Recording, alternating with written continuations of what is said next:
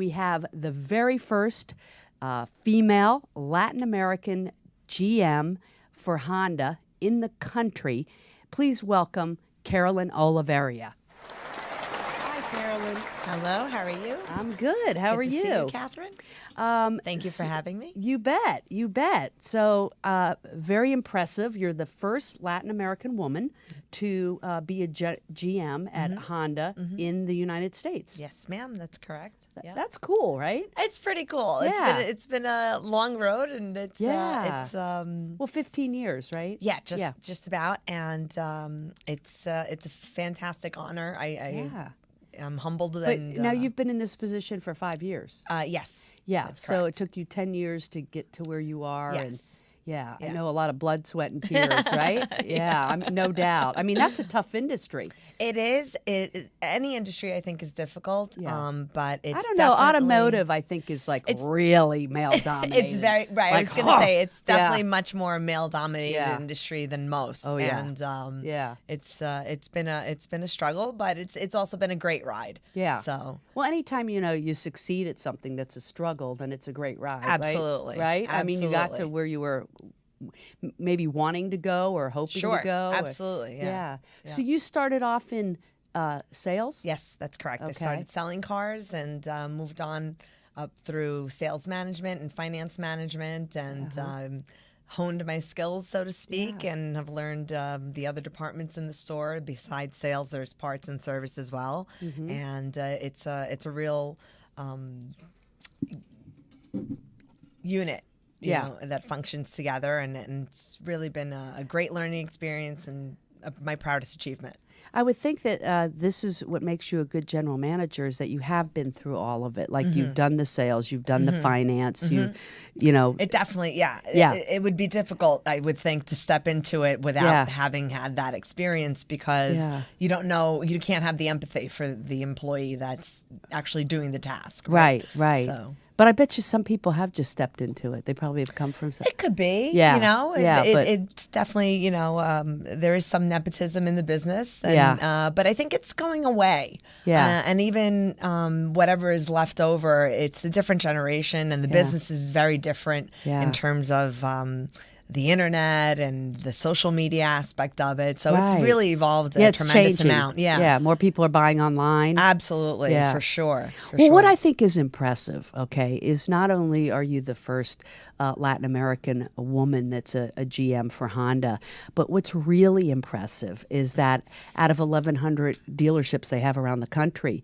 you were number 1,100 when you started here in L.A. You came from New York to L.A. to take over this,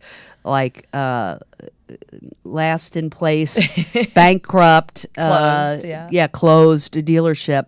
So you really started from scratch. We did. And took it in 5 years to the top 25 in the country. That's correct. That's what's impressive. Thank you. Yes, I agree. I think that's more impressive than my own, I mean, they're both impressive. But, Thank you. It's interesting because they say research shows that companies that have women in their management team are more profitable. And so, you know what? You're like proving that theory. Yeah. Well, that's great. I'm happy to hear that. We definitely have a lot of our top management is female. And at your dealership. At my dealership, yes. And well, I'm sure you saw to that. To a degree. It pays to have a female GM. To a degree, I'm not going to lie. I do seek to really look for women and add them to this great business that I love so dearly, and it's been so wonderful to myself and to my family and my friends. And I want to give women the opportunity into seeing the car business or the automotive industry as a viable career path. That's great. As opposed to the traditional ones that, where women are usually directed towards. Right. So, a lot of our top female leadership, we have a female controller, we have a female service BDC manager, I have female technicians, female salespeople. That's great. Women run the world, like Beyonce says, right? Yeah, that's right. That's right. And the interesting thing is I was just reading that only 7% of the management of any dealership in the country are women. Yeah. I mean, that's, and that's the same in a lot of industries, technology, politics. Sure. And considering we sell about 17 million automotive units retail in the country for the year, that's a really small piece of that puzzle. Yeah. Unfortunately. But hopefully it'll evolve into bigger and better things. Well, that's why I'm doing this show, so that we can say, hey, let's change this. Yes. Let's step up. And how are we going to change it? And one of the ways is by putting women in positions of influence like yourself, because then you change it. Right. Yeah. I want people to see me not so much as whatever struggles I've gone through to get here. I want them to see the positive side of it and to see there's light at the end of the tunnel, and it can be done. And it's just how much you want it. And the opportunities are there, and it's an industry that really is calling for more women, and even as women, we want to buy from women. I was just going to say women. that. You just read my mind. I was going to say, I think both men and women like to buy from women. I agree.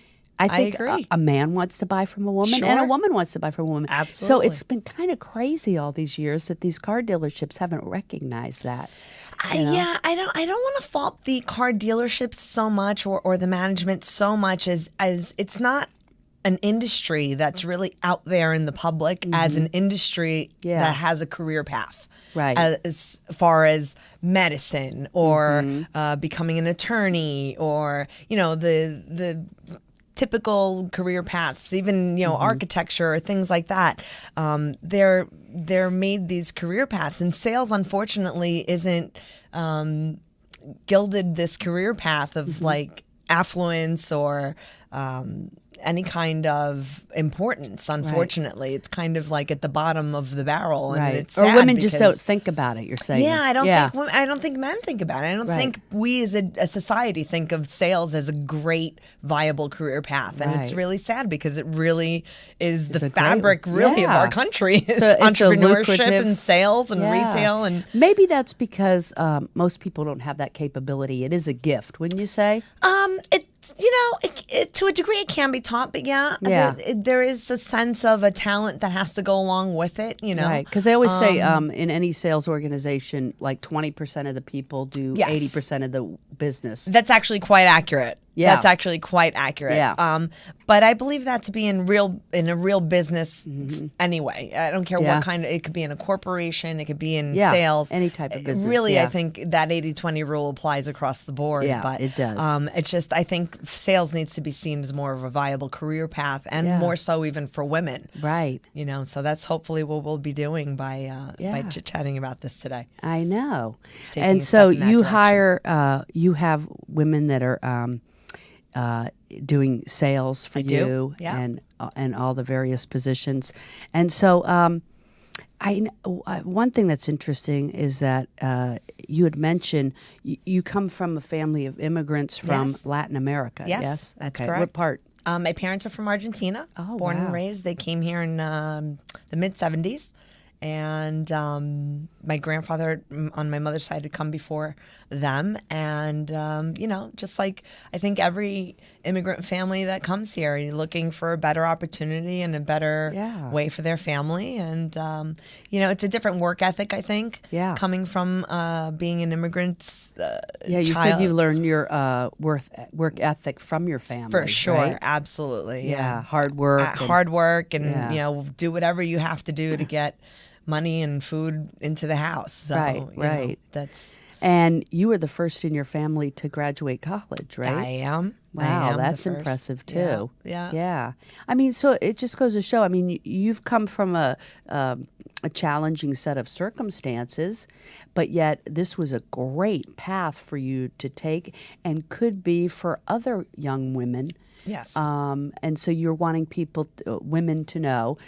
It's available. The automotive industry is a great way to make a great living, and it's a great career path. Absolutely. Yeah. Absolutely. That's my goal, really. I would love to see more women in this industry and in this career path. And again, it could be in parts, it could be in service, it could be in sales. We have female service technicians, so you could be turning wrenches or you could be, selling a car. It's irrelevant. It's just a good business for women. Yeah. It can be a great career path. Absolutely. So they say that women being part of a management team make a company more profitable. I had someone on the show a couple weeks ago, and they were talking about they're actually going out and talking to major corporations about why it's so important to have women on their management team and that it does impact their profitability. And like I said, you're proof of that in how profitable the Honda of downtown LA is, one of the top in the country. And the reason they say is because women have a bigger picture, like a longer term look. Sure. I was wondering if you felt like that's true. I do. You say, we've come from bottom place in 5 years to top 25, and I always say, yeah, but I'm not done yet. Yeah, It's not where I'm stopping. It's great. It's great. I'm very proud of the goal team is number that's gotten one, us huh? here. Yeah, I'm proud of the team that's gotten us here this far, Yeah. and I hope that the team we have stays together and continues on to 15, 10th, 5th, and number one in the country, and doing it the right way with good people and good customer service and a great product. And it is a great product. It is. It really is. People say We're you don't really even have to fortunate. sell a Honda because like people that are Honda lovers Yeah. seem to like they just come It's in and just buy another Honda, and because it they run evolves. forever, right? They do make a phenomenal product. I'm very blessed and fortunate to work for such a great Yeah. company. And but it's not stopping. It's not going to be hopefully where we end. And You're not going to rest on your not laurels. resting on the laurels. That's correct. I'm not known for that. Well, that's why you are where you are today. Thank you. So, what would be your advice to young women about this industry? I mean, I would imagine it's still tough. Yeah, I mean, it's listen, it's not an industry that you can step into lightly.